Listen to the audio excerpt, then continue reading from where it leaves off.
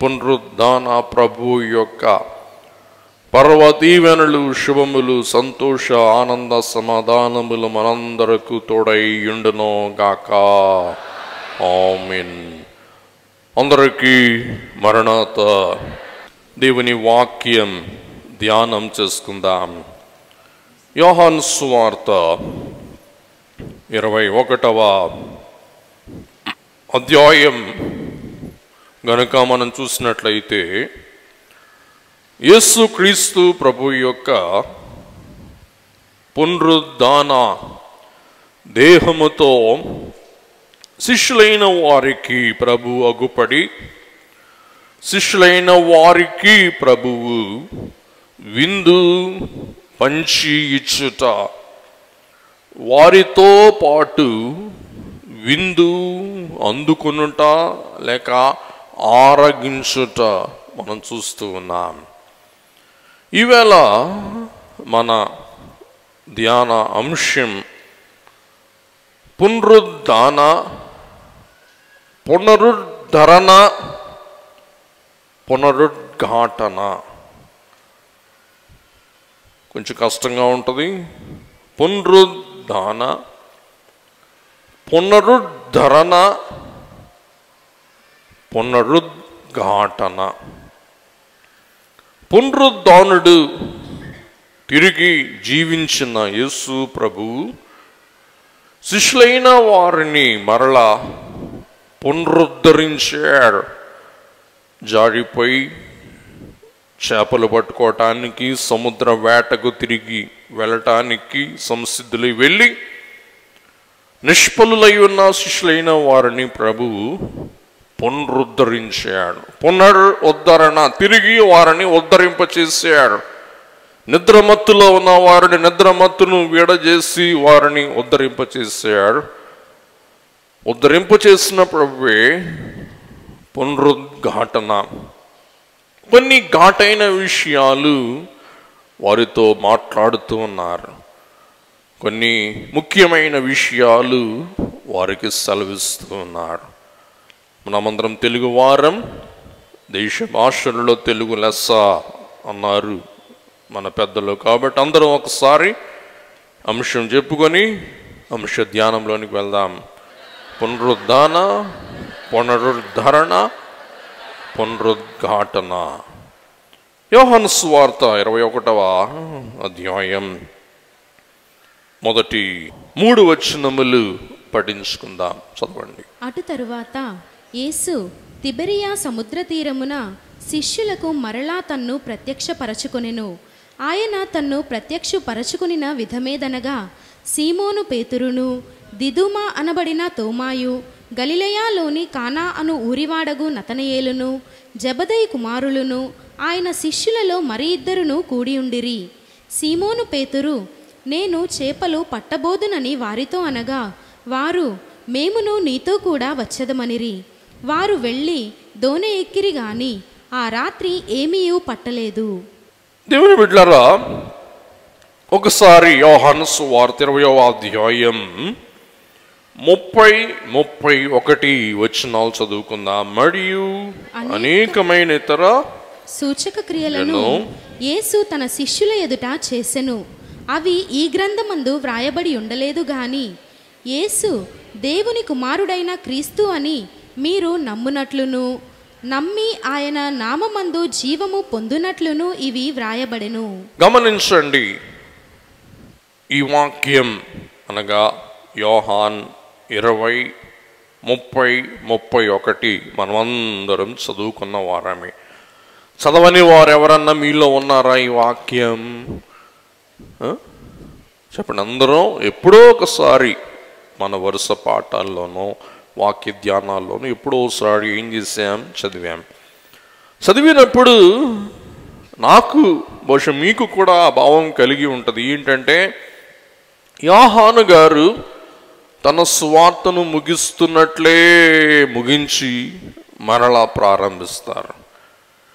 20వ అధ్యాయం చివరి 30-31 వచనముతో యోహాను సువార్త అయిపోయింది, ముగింపు అయిపోయింది అని అనుకునేలాగా ఆ మాటలు ఉంటాయి. యేసు దేవుని కుమారుడైన క్రీస్తుని మీరు నమ్మునట్లు నమ్మి ఆయన నామందు జీవం పొందినట్లు ఇవి వ్రాయబడెను. ఆమెన్ అని ఉండాలా, కానీ ఆమెన్ లేదు. ఇంకా కొన్ని విషయాలు వ్రాయబడి ఉన్నాయి. దీనినే ఏమంటారంటే, చదువుకునే బిడ్డలు తెలుసుకోండి, పోస్ట్ స్క్రిప్ట్. పోస్ట్ స్క్రిప్ట్ అనగా ఉత్తరం రాసి ముగించి చేవ్రాలు వేసిన తర్వాత మళ్ళీ మనసులో తలంచుకున్నవి తిరిగి వ్రాయటం. ఫోన్లు, మెసేజ్లు వినియోగించేటప్పుడు వాడుతూ ఉంటాం. సాధారణంగా ఫోన్ మాట్లాడిన తర్వాత సరే ఉంటానులే, చూసుకో, జాగ్రత్త అని చెప్పి పెట్టేస్తాను. పెట్టేసిన తర్వాత అయిపోయింది కదా అని అనుకుంటే మళ్ళా వాళ్ళు ఏం చేస్తారు, కొంతమంది ఫోన్ చేస్తారు. ఏంది ఇప్పుడేగా ముగించేసావు, ఫోన్ మాట్లాడేసావుగా, అయిపోయింది అనుకున్నాను, ఇది మళ్ళీ చేసావు. అసలు నేను ఫోన్ చేసిన కారణమే మర్చిపోయా. నువ్వేదో అయితే నేనేదో మాట్లాడాను, అసలు కారణమే మర్చిపోయా.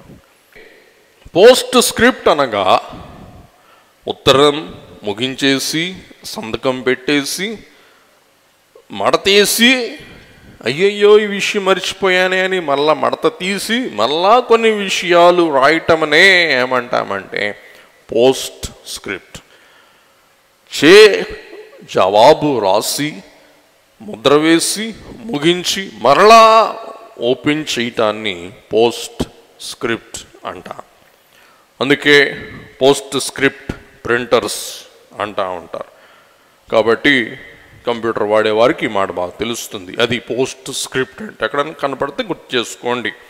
ఇక్కడ యోహాను గారు కూడా పోస్ట్ స్క్రిప్ట్ అంటే ముగించినట్టే ముగించి ఇంకొక అధ్యాయమును రాస్తూ ఉన్నాడు. ఎందుకంటే ఈ అధ్యాయములో చాలా ప్రాముఖ్యమైన విషయాలు ఇమిడి ఉన్నాయి. ఎలాగూ జారిపోయినా, సముద్ర వేటలో నిమగ్నమైపోయినా, ఇక జారిపోయాడు అనుకున్న 7 జాలర్లై ఉన్న శిష్యులైన వారిని ప్రభు పునరుద్ధరణుడైన తర్వాత ఏం చేశాడు, తిరిగి ఆకట్టుకున్నారు, తిరిగి ప్రతిష్ఠించుకున్నారు, తిరిగి పునరుద్ధరించాడు, వారిని బలపరిచాడు, స్థిరపరిచాడు. వారిలో ఎంతమంది ఉన్నారండి శిష్యులు? 7 ఉన్నారు. 7 చేపలు పట్టువారు. ఈ విషయాలు మనం ఈవేళ ధ్యానం చేసుకుంటాం. మరి ముఖ్యంగా ఎందుకు అవసరం అంటే, ముఖ్యంగా వీరిలో పెద్దవాడైన పేతురు ఉన్నారు, చిన్నవాడైన యోహాను ఉన్నాడు. పేతురు అంటూ ఉన్నారు, చేపలు పడదాం, వెళ్దాం అనగా మిగతా వారందరూ కూడా ఏమన్నారు, సరే వెళ్దాం, పడదాం అని అన్నారు.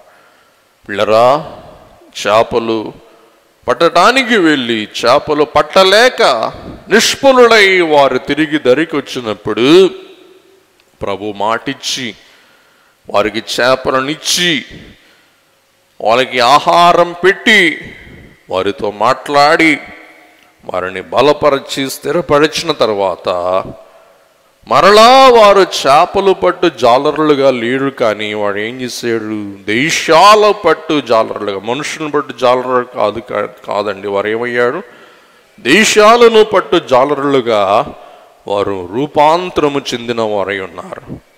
వీరిలో ప్రముఖులు పేతురు, యోహాన్.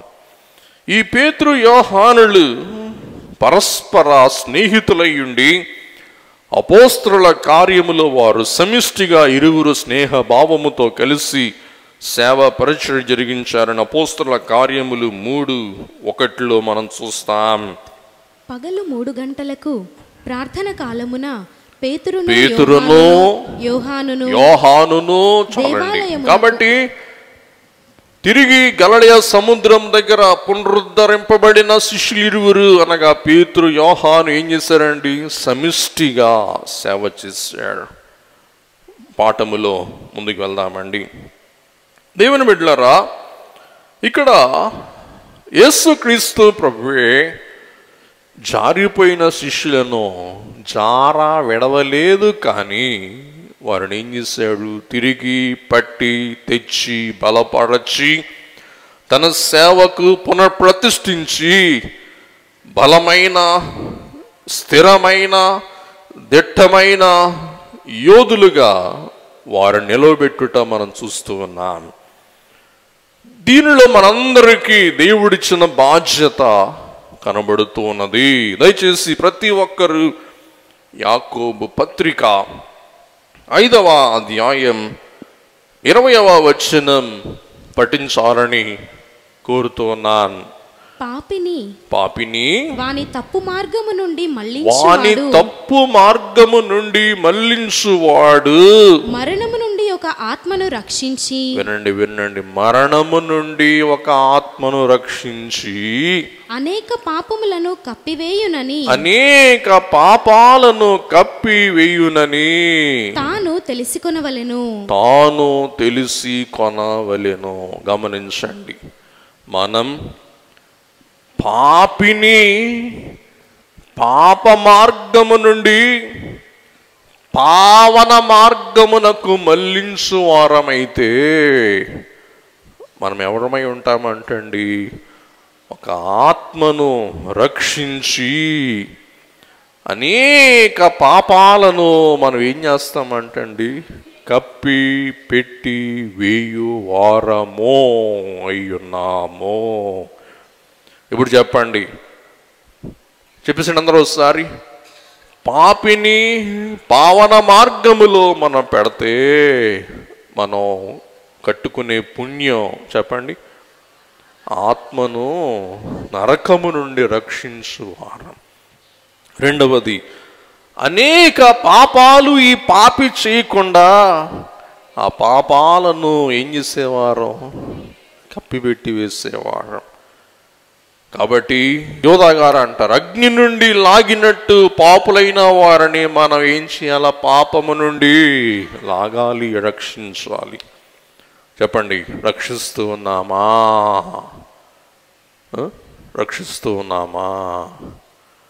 పాపిని చూసి ఆడు పాపిస్తోడని వదిలేస్తూ ఉన్నామా? రక్షిస్తూ ఉన్నామా? చెప్పండి ఒకసారి, చెప్పండి. రక్షిద్దామా, శిక్షిద్దామా? చెప్పేసేయండి ఒకసారి. సందర్భం వచ్చింది, ప్రభు రక్షించారా, శిక్షించారా, విడిచిపెట్టేశారా? రక్షించాడు. ఈవేళ ఈ పునరుద్ధాన దినమందు ఒక తీర్మానం చేసుకుందాం. ఏంటి అంటే, మన చుట్టుపక్కల బోళ్ళు మంది పాపులు ఉన్నారా లేరా? చెప్పండి. మీ వీధిలో పాపులు లేరా? ఉన్నారు. ఆడవారు ఉంటారు, మగవారు ఉంటారు. మగ తోటి స్నేహితులైన వారిని పాప మార్గము నుండి తిప్పితే వారి ఆత్మను ఏం చేస్తారు చెప్పండి? రక్షిస్తారు. రేపంట పరలోకంలోనికి వెళ్ళినప్పుడు పరలోకంలో వారు అంటారంట, దండం పెట్టి, అమ్మా నువ్వు ఎంత మంచిదాని అమ్మా, ఎంత ఉపకారం చేసావమ్మా, నువ్వు కనుక రక్షించకపోతే నేను ఎక్కడుండేదాన్ని? నరకంలో ఉండేదాన్ని, నరకం ఉండేవాడిని. నీవు రక్షించావు కాబట్టి నేను నీతో పాటు ఎక్కడున్నా? పరలోకంలో ఉన్నానని చెప్పి వారు మనల్ని ఏం చేస్తారంటండి? మెచ్చుకుంటారంట. అప్పుడు ప్రభువుకి ఎంతో ఆనందం. కాబట్టి మన ఇంట్లో, మన బంధువులలో, మన చుట్టాలలో, మన స్నేహితులలో ఎందరో ఎవరున్నారు చెప్పండి? పాపులు. వారి కొరకు ఏం చేయాలి? ప్రార్థన చేయాలి. గమనించండి. అందుకే హే ప్రభు యేసు అనే కీర్తనలో మాసులమనే భక్తుడు చక్కని చరణం రాస్తాడు. పాడుకుందాం. పాపము చేసిన స్త్రీని గని పాపులకు పాపము మందెగదా, పాపము చేసిన స్త్రీని గని పాపులకు పాపము మందెగదా, దాపున చేరి పాపిని బ్రోచిన, దాపున చేరి పాపిని బ్రోచిన పాపరి వీడెగదా,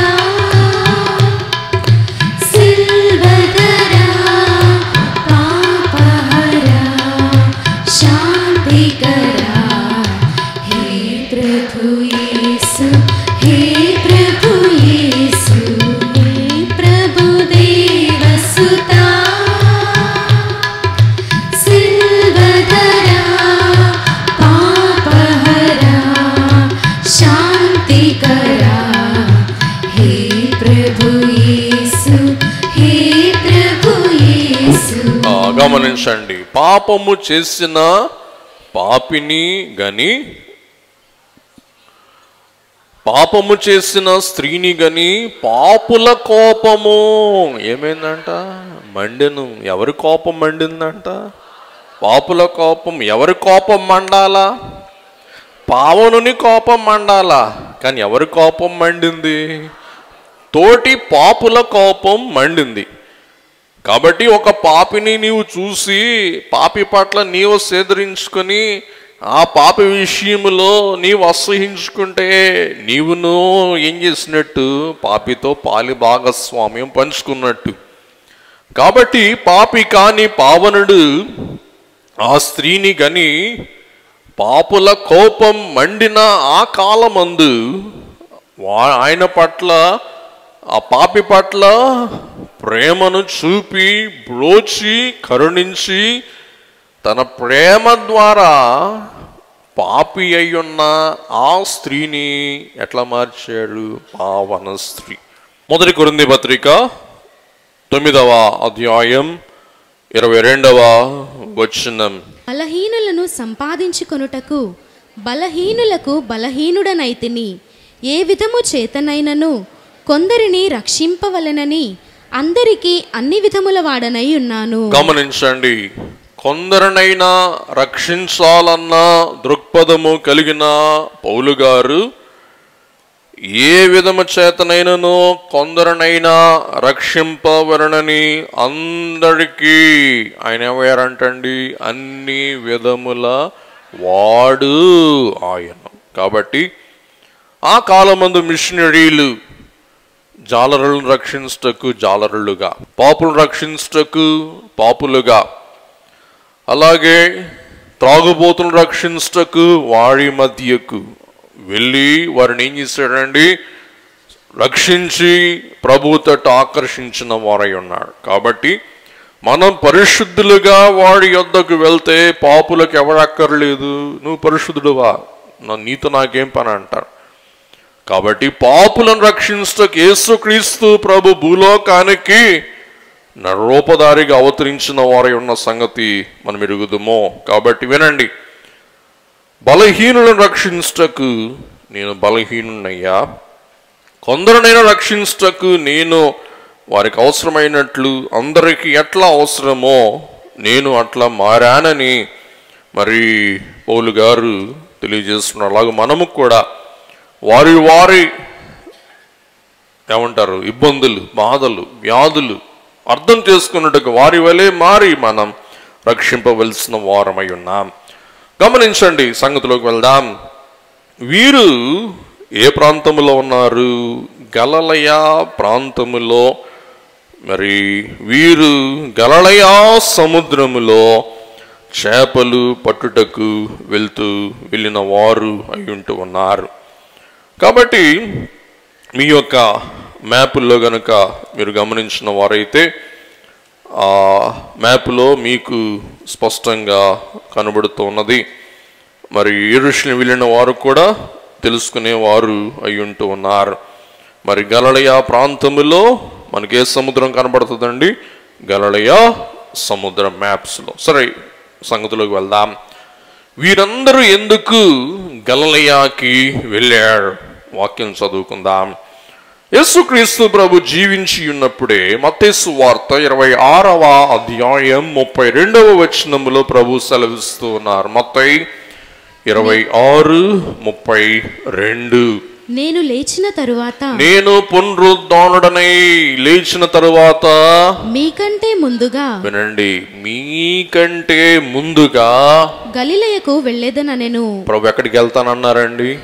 గలిలయకు వెళ్ళుతాను. కాబట్టి వీరు ప్రభువుని ఎక్కడ కలుసుకోవాలి? గలిలయలో కలుసుకోవాలి. కానీ వీరు ఎక్కడ ఉండిపోయారు? యెరూషలేములో ఉండిపోయారు. తలుపులు వేసేసుకొని భయముతో ఏమవుద్దో తెలియక ఆందోళనతో వీరు మిగిలిపోయారు. మరలా ప్రభువే దూత ద్వారా సెలవిస్తూ ఉన్నారు. మత్తయి 28:7 వినండి. ప్రభు 3 సార్లు చెప్పాడు. నెంబర్ 1, మరణింపక ముందు ప్రభు చెప్పారు, నేను పునరుద్ధరణుడైన లేచి ఎక్కడికి వెళ్తాను? గలిలయకి వెళ్తాను. దూతతో చెప్పించాడు. మత్తయి 28:7 త్వరగా వెళ్ళి త్వరగా వెళ్ళి ఆయన మృతులలో నుండి లేచియున్నాడని ఆయన శిష్యులకు తెలియచేయుడి. ఇదిగో ఆయన గలిలయలోనికి మీకు ముందుగా వెళ్ళుచున్నాడు. చాలు, మీరు అక్కడ చూతురు. సరే, ఈ మాట ఎవరు చెప్పాడు? దూతలు చెప్పాడు. మొదటి మాట ప్రభు మరణింపక ముందే చెప్పాడు. ఎవరికి? శిష్యులకి. రెండోసారి పునరుద్ధరణుడై లేచిన తర్వాత సమాధి యొద్ద స్త్రీలకు చెప్పాడు. ఏమని? వెళ్ళండి, శిష్యులకు చెప్పండి, నేను వారికంటే ముందు ఎక్కడికి వెళ్తాను? గలిలయకి వెళ్తాను. ప్రభువు కూడా అదే చెప్పాడు సమాధి యొద్ద. మిమ్మల్ని నేను ఎక్కడ కలుసుకుంటాను? గలిలయలో. 28:10 యేసు భయపడకుడి, మీరు వెళ్ళి నా సహోదరులు గలిలయకు వెళ్ళవలెననియు వారక్కడ నన్ను చూతురనియు వారికి తెలుపుడనెను. గమనించండి, మీరు మీ సహోదరులకు చెప్పండి, నేను యెరూషలేములో కనపడను. ఎక్కడ కనబడతాను? గలిలయలో కనబడతాను. గమనించండి, గలిలయలోనికి వీరు వెళ్ళి 2వ వారం అయింది. ప్రభు కనపడలా. బహుశా ప్రభు నేను కనపడకపోతే వీరేం చేస్తారో చూస్తాం అన్నట్లుగా ప్రభు వారికి కనపడలా. నేను అనుకుంటాను, ఒక్కోసారి మన జీవితంలో కొన్ని శ్రమలు, కొన్ని ఇబ్బందులు, కొన్ని కష్టాలు రప్పించి దేవుడు ఏం చేస్తూ ఉంటారు? ఏం చేస్తామా చూస్తూ ఉంటారు. శిష్యుల విషయంలో కూడా బహుశా అదే అయింది. 2 వారాలు, ఇది 2వ వారం అయినా ప్రభు అగుపడకపోయేసరికే వారికి ఏమొచ్చేసింది? అలసట, అలాగే నిస్పృహ, నిరాశ, అన్నిటికీ మించి వారికి ఆకలి పుట్టిందంట.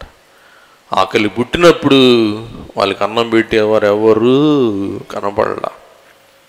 అప్పుడు ఆకలితో, అలసటతో, విసుగుతో బహుశా పేతురు అన్నాడు, ఇంకెంతసేపు రా శిష్యులు, ఎంతసేపు, మనం వెళ్దాం, పదండి. ఏం చేద్దాం? మనం ప్రభుని వెంబడించక ముందు ఏ సముద్రంలో అయితే చేపలు పట్టామో అదే సముద్రంలోనికి ఏం చేద్దాం? చేపలు పట్టుకొని 4 చేపలు సంపాదించుకొని మన పొట్ట నింపుకుందాం. గమనించండి, యేసుక్రీస్తు ప్రభువు శిష్యులైన వారిని ఒక ప్రశ్న వేశాడు శిలువ మరణానికి ముందు. లూకాసు వార్త 22:35. మరియు ఆయన సంచియు జాలయు చెప్పులను లేకుండా నేను మిమ్మును పంపినప్పుడు మీకు ఏమైనను తక్కువాయనా? గమనించండి, మీకు నేను మిమ్మల్ని సేవకు పంపించినప్పుడు మీకు ఏమైనా తక్కువైందా అని వాళ్ళని అడిగినప్పుడు వారు ఏమీ తక్కువ కాలేదనిరి. వినండి, ఏమన్నారంట? మాకు ఏమి తక్కువ కాల. చూడండి, ప్రభు ఉన్నప్పుడు వారికి ఏమి తక్కువ కాల. ఇప్పుడు ప్రభు పునరుద్ధరణుడై వారికి అగపడపోయేసరికి వారికి ఏమైపోయింది? తిండికే తక్కువైపోయింది. అందుకే దైవజనులు చక్కని మాట రాస్తారు, మీ అందరూ కూడా తెలుసు, మరలా జ్ఞాపకం చేస్తూ ఉన్నాను.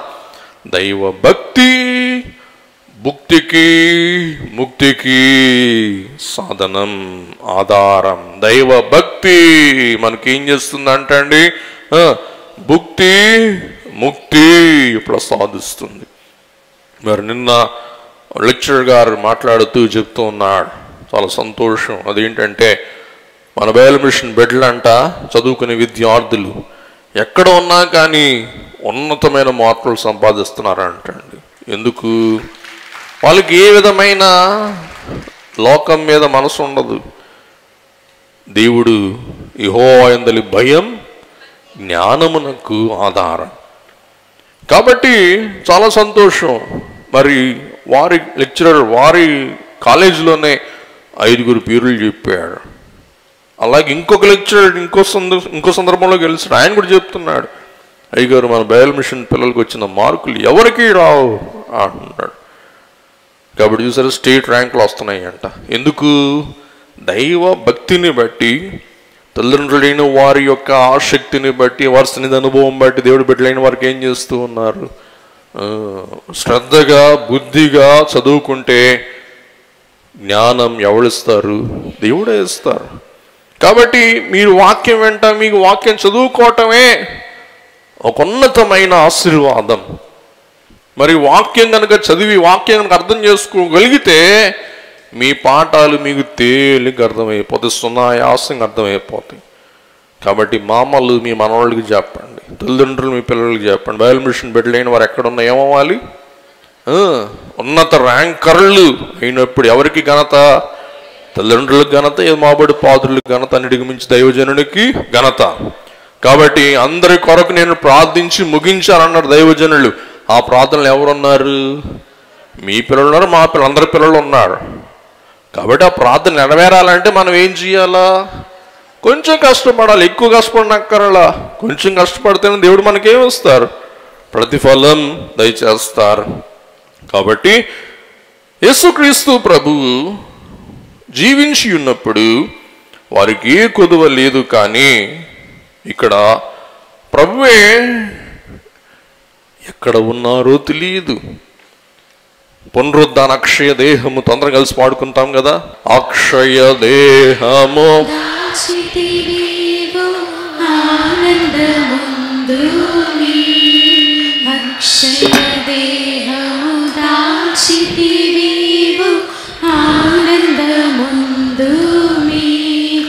లక్షల కొలది శ్రమలు వచ్చిన లక్ష్యము పెట్టకుమీ, నీవు లక్ష్యము పెట్టకుమీ. రైట్, గమనించండి.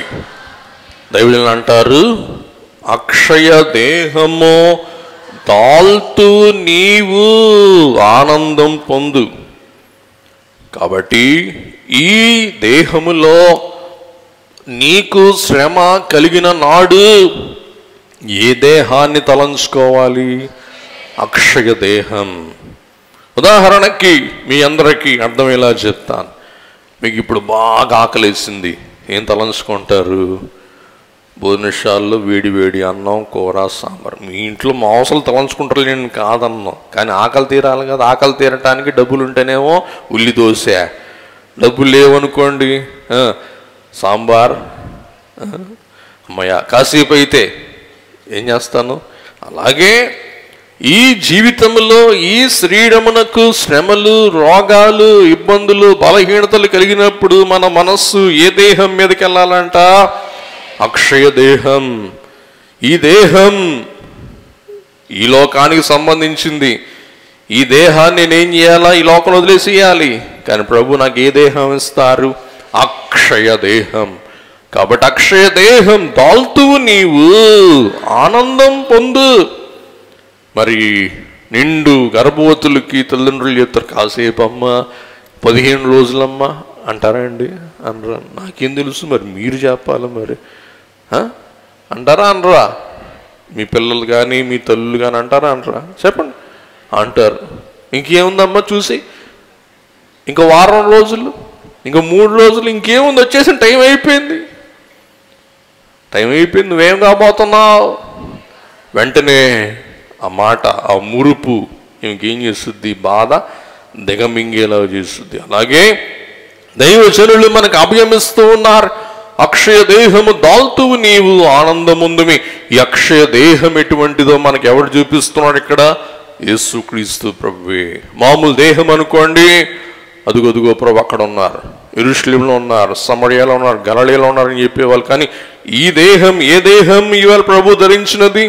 అక్షయ దేహం. ఆయన ఎక్కడ కనపడతారో తెలియదు, ఎక్కడ మాయమైపోతారో తెలియదు, మనల్ని ఎక్కడ ప్రత్యక్షుడవుతారో తెలియదు. అటువంటి మరి ఘనమైన దేహం, అక్షయమైన దేహం ప్రభు కలిగిన వారై ఉండి 2 మాటలు చెప్పేసి దొరక ముందుకు వెళ్ళిపోదాం. యోహాను 20:19-20 బట్టి యెరూషలేములో ద్వారములు మూసి ఉన్నప్పుడు ప్రభు కనపడ్డారు, ఆదివారం కనపడి మాట్లాడారు, బలపరచడం అని వెళ్ళిపోయాడు. అలాగే ఇక్కడ సముద్ర తీరమున ప్రభు అగ్గుపడుతూ ఉన్నాడు. కాబట్టి మామూలు దేహం అనుకోండి, ప్రభు ఎక్కడున్నారు, ఎక్కడికి వెళ్తున్నారు, ఎక్కడ వెళ్ళబోతున్నారో తెలుస్తుంది. కానీ అక్షయ దేహముతో తెలుస్తుందా? చెప్పండి, తెలుస్తుందా? తెలియదు, తెలియటమే వీలు పడదు. కాబట్టి దేవుని బిడ్డలారా, వారందరూ కలుసుకొని మాట్లాడుకుంటున్నారంట, ముచ్చడించుకుంటూ ఉన్నారంట. ఏం ముచ్చట్లు? ప్రభు తోమా విశ్వాసమును తొలగించిన ముచ్చట్లు. పేతురు సమాధిలో తొంగి ఖాళీ వస్త్రాలు చూసిన సంఘటనలు. యోహాను సిలువ సమీపముగా ప్రయాణం చేసి ప్రభు యొక్క శ్రమలను వీక్షించిన సంగతులు. ఇవన్నీ వారు ఏం చేస్తూ ఉన్నారు? ముచ్చడించుకుంటున్నాడు. తన ప్రియుడు ముచ్చడించుకుంటుండగా యెహోవా చెవియొగ్గి ఆలకిస్తూ ఉన్నాడు. ఇవన్నీ ముచ్చడించుకుంటున్నారంటండి. ఈ శిష్యులు ఎవడెవడో ఒకసారి గబగబా మనం చూసేద్దాం. ఎవడండి ఆ శిష్యులు? 2వ వచనం లెక్క పెట్టేసుకుని ఒకసారి త్వరగా లెక్క పెట్టేసుకుంటూ ముందుకు వెళ్ళిపోదాం. సీమోను పేతురు, దిదుమా అనబడిన తోమాయు, గలిలయలోని కానాను ఊరివాడగు నతనయేలును, జెబెదయి కుమారులును, ఆయన శిష్యులలో మరి ఇద్దరును కూడి ఉండిరి. ఎంతమంది అయ్యాడు చెప్పండి? గుడ్, 7 అయ్యాడు. మిగతా 2 శిష్యులు ఎవరనగా ఫిలిప్పు, అంద్రయ. వాడి పేర్లు రాయబడలేదు. కాబట్టి పేతురు అన్నాడు, పదండి వెళ్దాం.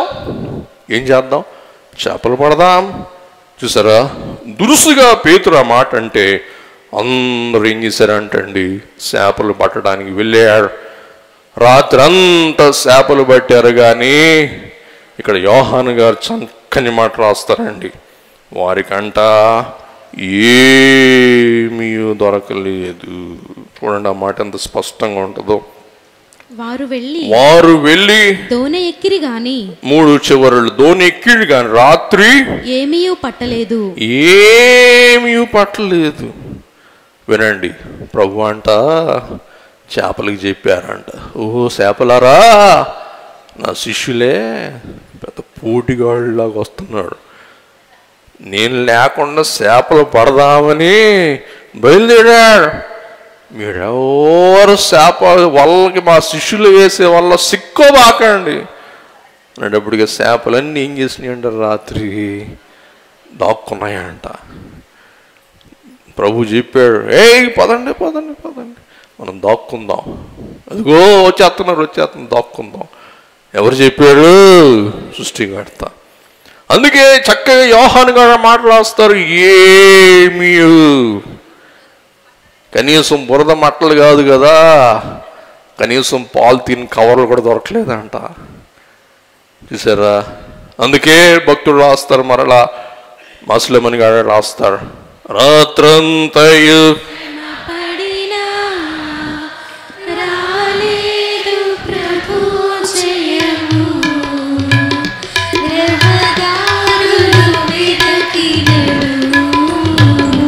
రాధాయను ప్రతిఫలమో సిలువా రమణీయ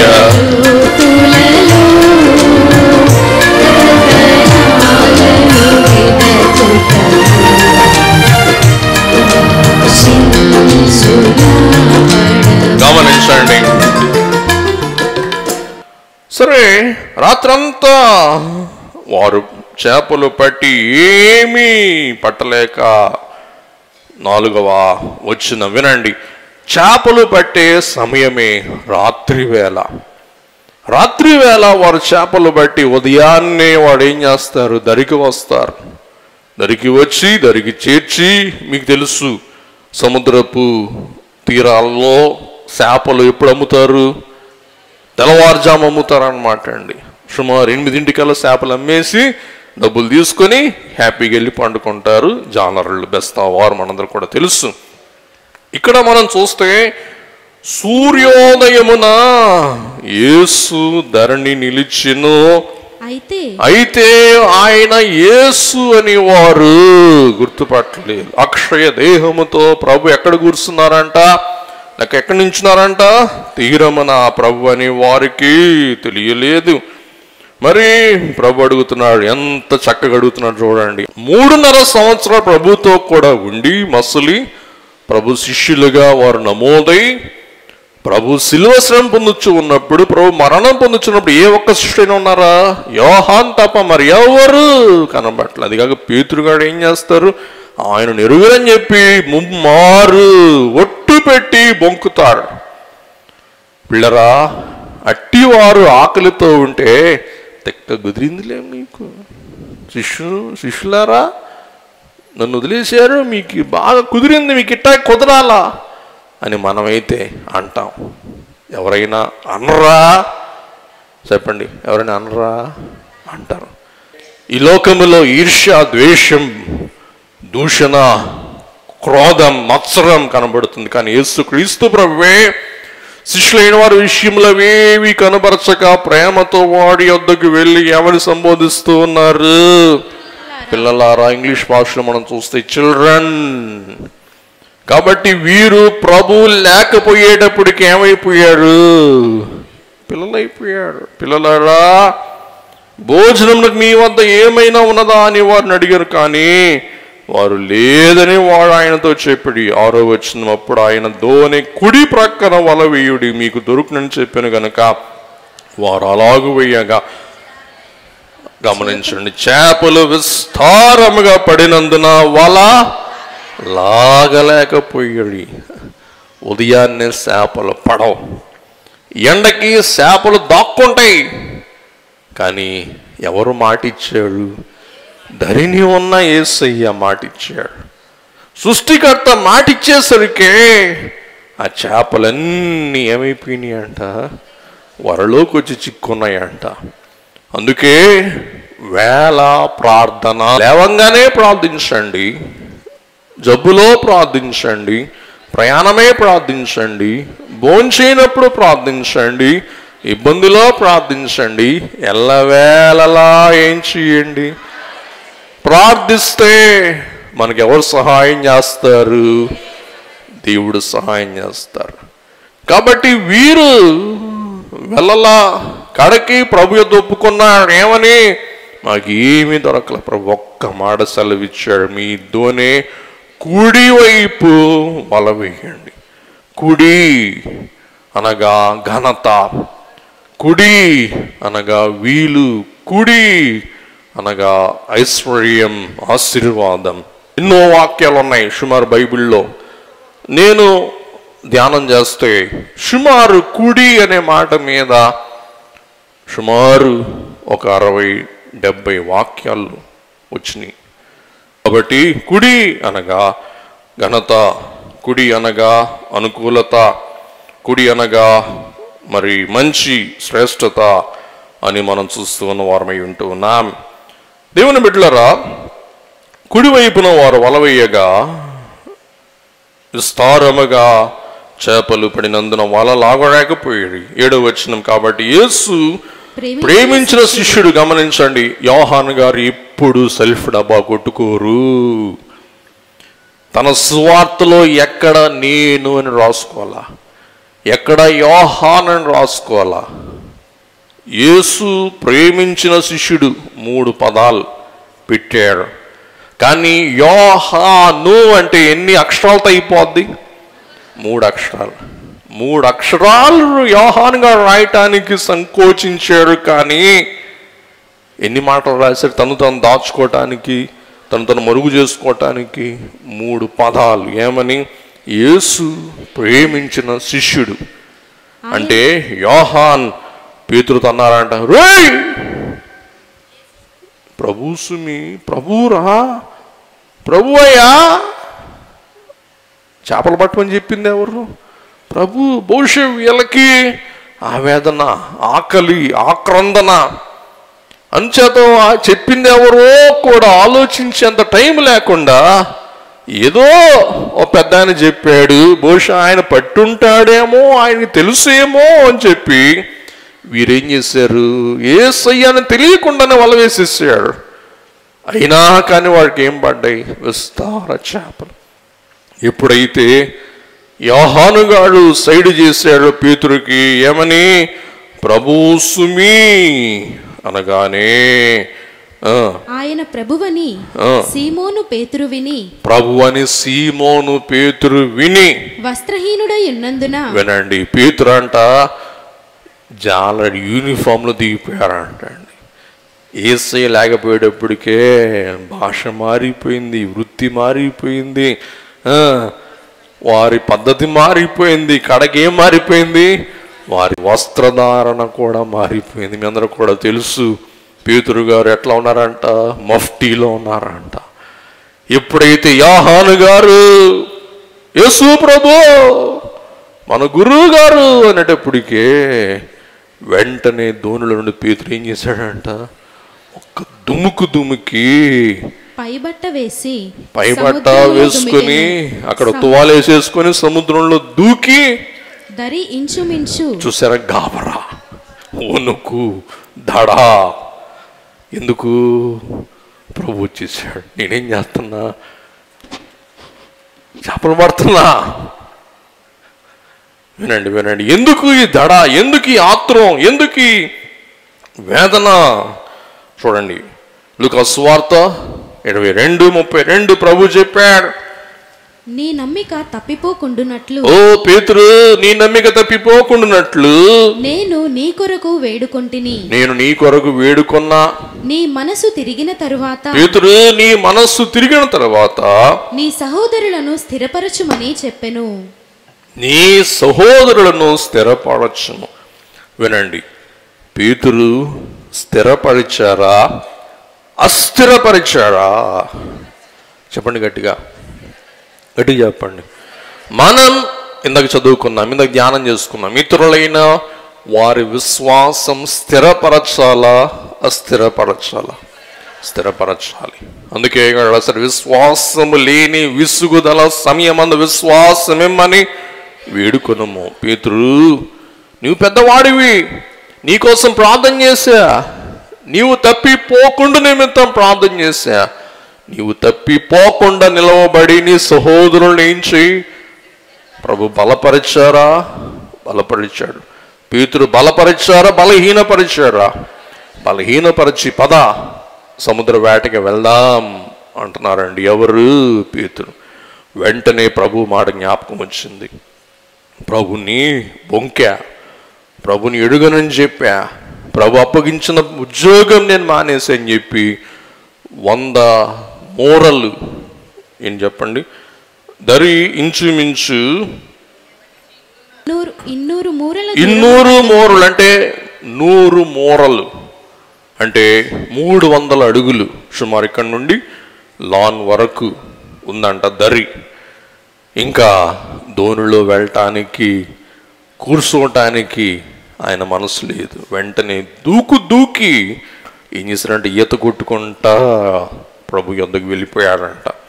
వెళ్ళిపోయి అక్కడ వస్త్రాలు వేసుకొని మరి అక్కడ వారు ప్రభుని కలుసుకున్నట్లు మనం చూస్తూ ఉన్నాం. మరి పేతురు ముందు వెళ్ళిపోయాడు. మరి పేతురు గారు తన పత్రికలో ఒక మాట రాస్తారు. మొదటి పేతురు పత్రిక 5వ అధ్యాయం 10వ వచనం. తన నిత్య మహిమకు క్రీస్తునందు మిమ్మును పిలిచిన సర్వకృపానిధియగు దేవుడు కొంచెము కాలము మీరు శ్రమపడిన, గమనించండి, కొంచెము కాలము మీరు శ్రమ పడిన తర్వాత తానే మిమ్మును పూర్ణులనుగా చేసి, తానే మిమ్మును పరిపూర్ణులుగా చేసి స్థిరపరచి బలపరచును. గమనించండి, కొంచెము కాలం మీరు శ్రమ పొందిన తరువాత ప్రభువే మనల్ని ఏం చేస్తారంటండి? పరిపూర్ణులుగా చేస్తారంట, మనలను స్థిరపరుస్తారు. వినండి, ఇక్కడ యేసుక్రీస్తు ప్రభువే వారందరికీ, శిష్యులైన వారికి చెప్పిన మాట మార్కు సువార్త 1వ అధ్యాయం 17వ వచనం. యేసు నా వెంబడి రండి, నా వెంబడి రండి, నేను మిమ్మల్ని మనుష్యులను పట్టు జాలరులనుగా చేసేదనని వారితో చెప్పెను. గమనించండి దేవుని బిడ్డలారా, జాలరులు ఐక్యతతో పనిచేసేవారు. చెప్పండి, జాలరులు ఏం చేసేవారు అంటండి? ఐక్యతతో పనిచేసేవారు. జాలరులు పట్టుదల గలవారు, జాలరులు సహనము గలవారు, జాలరులు తమ ప్రయత్నం, తమ కార్యం సఫలమయ్యే వరకు పట్టుదల కలిగి పనిచేసేవాడు. జాలరులు ధైర్యము గలవాడు. చూడండి, జాలరులంట ఎట్లా పనిచేస్తారంట? సమిష్టిగా పనిచేస్తారంట. వారు దోణిలో ఉన్నప్పుడు కలిసి పనిచేస్తారు, చేపలు దరికి చేరగా పంచుకుంటారు. చేపలు పట్టేటప్పుడు వారు పోట్లాడితే పట్టే చేపలు కూడా వదిలేసుకుంటారు, వారే నష్టపోతారు. అందుకే ప్రభువు అంటున్నారు, మిమ్మల్ని నేను మనుషుని పట్టు జాలరులుగా చేస్తాను. కాబట్టి దేవుని బిడ్డలు జాలరుల వలె ఐక్యత కలిగి ఉండాలి. రెండవది, సహనము కలిగి ఉండాలి. ఒక ఆత్మను సంపాదించుటకు మనం ఐక్యతతో పనిచేయాలి. ఒక ఆత్మను ప్రభు వలలో వేయటానికి మనం సహనముతో పనిచేయాలి. ప్రభు కొరకు ఆత్మను సంపాదించడానికి మనకు ధైర్యము కావాలి.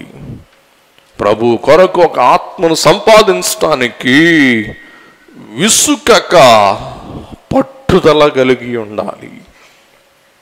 కాబట్టి దేవుని బిడ్డలారా, జాలరులు వేటకి వెళ్తే 1 రోజులు 2 నెలల్లో దోణిలోనే ఉంటారు, సముద్రంలో ఉంటారు. చిరాలు వెళ్ళినప్పుడు చూశాను, చేపలు వేసుకుని వెళ్ళారంటే ఆ చేపలలో ఐసులో వారు పట్టిన చేపలు దాచిపెట్టుకొని 1 నెల తర్వాత 2 నెలల తర్వాత తిరిగి వస్తారన్నమాట. కాబట్టి ప్రభు అంటూ ఉన్నారు, మిమ్మల్ని నేను మనుషులను పట్టు జాలరులుగా చేస్తాను. పిల్లరా, ఒక మంచి మాట మీకు చెప్పాలని ఆశిస్తున్నాను. ఏమనగా, ప్రభువు కొరకు జాలరులుగా ఉండవలసిన మనమే వాక్యమును ఎరతో, సువార్త అను తెరతో, సంఘము అను చెరలోనికి మనం ఆత్మలను ఆకర్షింపవలసిన వారము అయ్యున్నాం. ఆత్మలు పట్టుటకు ఎరా వాక్యం, ఆత్మలు ఆకర్షించుటకు తెర దేవుని సువార్త. ఆకర్షింపబడిన ఆత్మ తిరిగి లోకములో జారిపోకుండా నిలువబెట్టేది దేవుని సంఘం, దైవ సన్నిధి. కాబట్టి వాక్యమును ఎరతో, స్వార్థ అను తెరతో, తెర అంటే వల, సంఘము అను దోణిలోనికి మనం ఆత్మలను కూడబెట్టవలసిన వారము అయ్యున్నాం. పిల్లరా, సముద్రం అనేది లోకమునకు సంకేతం. పాపి లోకమును సముద్రములో మిళితమై లోకమును సముద్రములో తేలియాడుచు, లోకమనే సముద్రములో కొట్టిపెట్లాడుతూ చేపల వలె జీవించుచు ఉన్నప్పుడు వాక్యమును ఎరా వారు విని సముద్రములో చేపలలాగా ఈ ఎర యొద్దకు వారు వస్తారు. వచ్చినప్పుడు సువార్త అను తెరతో నీవు ఆ సువార్తను వినిపించినప్పుడు సముద్రములో నుండి తెరలోనికి వచ్చిన చేప ఏమైపోద్ది? చచ్చిపోద్ది. కాబట్టి సువార్త వినిన పాపి పాపపు విషయములో ఏమైపోతాడు? మృతుడవుతాడు. పాప విషయములో చనిపోతాడు, నీతి విషయములో జీవిస్తాడు. తిరిగి దోణిలోనికి చేరినప్పుడు మరలా ఆ చేపలు దోణిలో మరల ప్రాణం పుంజుకుంటాయి. ఈ చేపలను దరికి చేర్చాలి. దరియే పరలోకం. దరి చేర్చిన నీకు యజమానుడు జీతమిస్తాడు. యజమానుడు ఎవరంటే యేసుక్రీస్తు ప్రభువు. కాబట్టి లోకమును సముద్రములు కొట్మెట్లాడుతూ ఉన్న పాపిని వాక్యమును నీవు వేసి లాగినప్పుడు వాడు పాప విషయములో మృతుడవుతాడు. తిరిగి సంగమును దోణిలోనికి చేర్చినప్పుడు ప్రభు పునరుజ్జీవింప చేస్తాడు. కాబట్టి ముగించేస్తున్నాను. చేపల విషయములో, ఆత్మలు పట్టు విషయములో మనం జాలరులము. అలాగే సంగమును కాయు విషయములో కాపరులము. ఆత్మలు పట్టే విధానములో ప్రతి విశ్వాసి జాలరి వలె పని చేయాలి.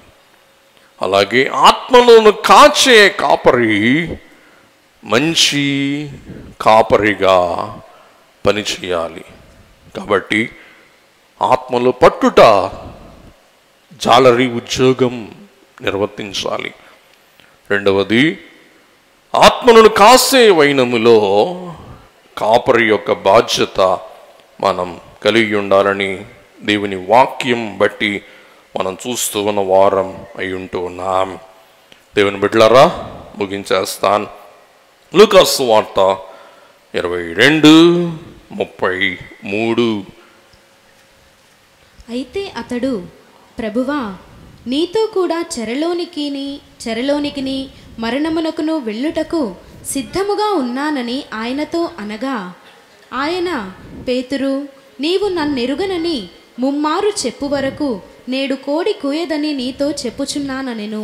గమనించండి, యేసుక్రీస్తు ప్రభువే పేతురుతో ఒట్టు పెట్టి తిరస్కరించి బొంకి ప్రభుని ఎరుగనన్న పేతురుతో ప్రభువే ముమ్మారు ఒట్టు పెట్టి నిన్ను ప్రేమింతును అని ఒట్టు పెట్టించుకున్నాడు. ఆ విధానం వచ్చే వారం మనం ధ్యానం చేసుకుందాం. గమనించండి. కాబట్టి ఆకలితో ఉన్న శిష్యులకు ప్రభువు దరిని ఏం పెట్టాడు? రొట్టె, చేపలు, నిప్పు. 3 విషయాలు మనం చూస్తాం. నిప్పు వారి వెట్ట కొరకు, చలితో దోణిలో ఉన్న నీటితో బట్ట తడిసిపోయి చలితో వణుకుతూ ఉన్న వారికి పునరుద్ధరణుడైన ప్రభువే వెట్ట కలిగించిన వారై ఉన్నాడు.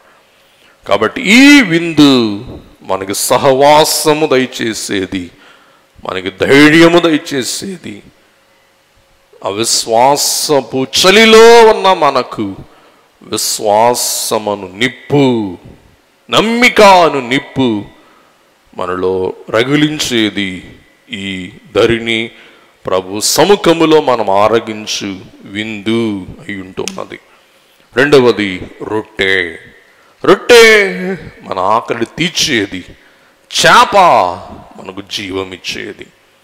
కాబట్టి విశ్వాస ఆకలి ప్రభు రొట్టె ద్వారా తీర్చువారై ఉన్నారు. అలాగే తన రక్తము ద్వారా నిత్య జీవము దయచేవారై ఉన్నారు. ప్రభువే నిప్పులు రగిల్చి, చేపలు కాల్చి, రొట్టెను ఇచ్చి వారికి తృప్తిగా 7 గలిలయ సముద్ర తీరమున ఆకలి తీర్చి, ఓదార్చి, బలపరచి, స్థిరపరచి, నడుం బిగించి మరలా తన సేవకు వారిని తర్బీదు చేయుట మనం చూస్తూ ఉన్నాం. అలాగున ఈ లోకములో ఉన్న కష్టములు బట్టి, ఇబ్బందులు బట్టి, శ్రమలను బట్టి, వేదనలను బట్టి, దుఃఖములను బట్టి, నిందలను బట్టి, రుణములను బట్టి, కొదువులను బట్టి, కరుణను బట్టి కృంగి కృషించి జారిపోతూ ఉన్న మనలను ప్రభువే విందు ద్వారా దరి చేర్చి మనకున్న శ్రమలలో వాక్యమును నిప్పుతో వెట్ట, రొట్టె ద్వారా మన శరీర ఆకలి తీర్చుట, చేప అనగా సంఘమును బట్టి, సంఘములో ఉన్న సహవాసమును బట్టి మనకు జీవము దయచేవాడై ఉన్నారు. అట్టి వెట్ట జీవం, ఉజ్జీవం, నిత్య జీవం ఈ విందు ద్వారా ఈ పర్వదినమందు ప్రభు మనందరికీ దయచేయును గాక. దయగల ప్రభువా, కృపగల తండ్రి, జారిపోతూ తమ పాత వృత్తిలోనికి ప్రవేశించు శిష్యులైన వారిని పునరుద్ధాన మహిమ దర్శనముతో వారిని సంధించి, వారికి ఆహారం వడ్డించి, వారి అవిశ్వాసమును త్రుంచి, వారికి విశ్వాసం పెంపొందించి, వారిని మీ చక్కున చేర్చుకొని, వారిని బలపరచుకొని, స్థిరపరచుకొని, మీ ఆత్మ ద్వారా మీ ముద్ర వేసి దేవదిగంతముల వరకు బలమైన సాక్షులుగా వారిని వాడుకున్నట్లు దేవా, ఈ లోకములో మాకును కలుగుచున్న శ్రమలు, దుఃఖములు, వేదనలు, నిందలు, అవమానములు, కరువులు, అలాగే పలు విధములై ఉన్న వ్యాధులు, బలహీనతలతో బాధపడుచున్న మాకు ఈ పరలోక విందు ద్వారా తృప్తి, ఆనందం, సంతోషం, నెమ్మది, సేద దయచేయమని పునరుద్ధాన మహిమాన్వితుడును తండ్రి కుడి పార్శ్వమున నేడు ఆసీనుడై ఉండి మనందరి పక్షముగా నిత్య విజ్ఞాపనకర్త అయిన యేసు స్వామి పావన నామమున వినయముతో వేడుకొని ప్రార్థిస్తూ ఉన్నాము మా పరమ తండ్రి. ఆమేన్.